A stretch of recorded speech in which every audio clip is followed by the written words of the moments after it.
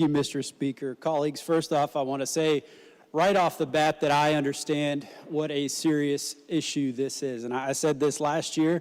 I have friends in my area who feel very passionately on the other side of this issue. And I have friends in this body who feel very passionately on the other side of this issue. The lady from the 71st is one of the nicest, kindest people I've met in my life, not just in this building. And certainly she and I disagree on this issue. So I want to say that clearly, that I respect everyone's difference of opinion. But alas, here we are at a point in which there is a lot of differing opinions. A lot of what I'm going to talk about today, I'm going to address to some of the debate on the religious exemption amendment last week. And I've got to do that today because the previous question was moved on maybe the most important issue that we've had all session.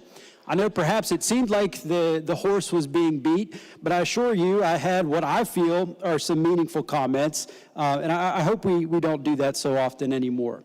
One of the things that I was going to say to the gentleman from the 88th, I love the Oliver Wendell Holmes quote. I love that. The thing is, we just come to a different conclusion when it comes to whose freedom is altering whose. And when you ask the gentleman from Kanawha that question, if it comes to that child giving a communicable disease to my child, then yes, I feel like as a society, we have to do that. And we talk a lot in this room about personal responsibility, rightfully so.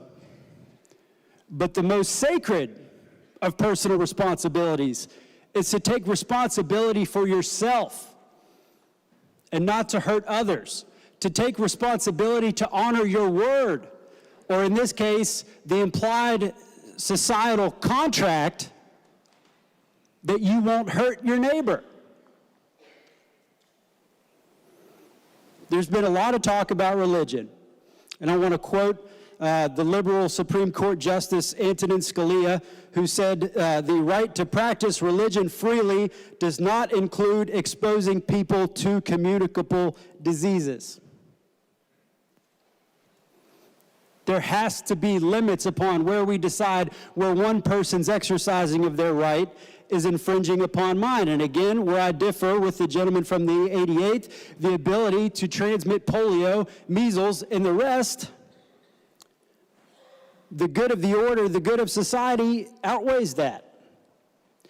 Vaccines are proven time and time again to be safe and effective at preventing communicable diseases. I must say honestly that when I've been confronted with studies to the otherwise, and I look them up, those studies were either faulty or had poor methods as to how they came to their conclusions.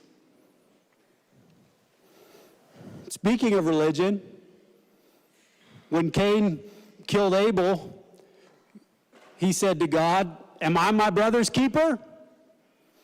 The answer was so evident that God didn't even answer him with words, but he rebuked him because he was his brother's keeper. And today we are our brother's keeper, our sister's keeper. For generations, our ancestors have made sacrifice after sacrifice to help us to where we are now in the 21st century. Rationing food, storming foreign beaches, getting communicable diseases that when there was that almost magical liquid on a sugar cube that was alluded to earlier, they couldn't believe it. And now, filled with hubris, we make their sacrifices all for naught. We go back to a time when people were scared to go to the swimming pool.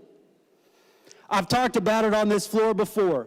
My grandfather walked with a limp his whole life. He had a debilitating case of polio, died from complications related to polio. This is the cane that he walked with for most of his adult life.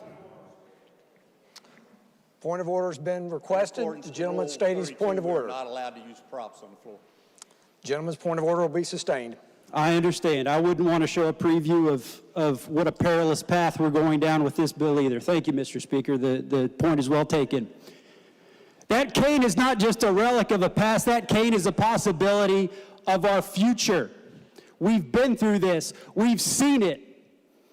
And because we didn't have to grow up with it, most of us in this room, we don't know what it's like to have colleagues, to have friends who suffered from this. And now we want to turn our back on our history.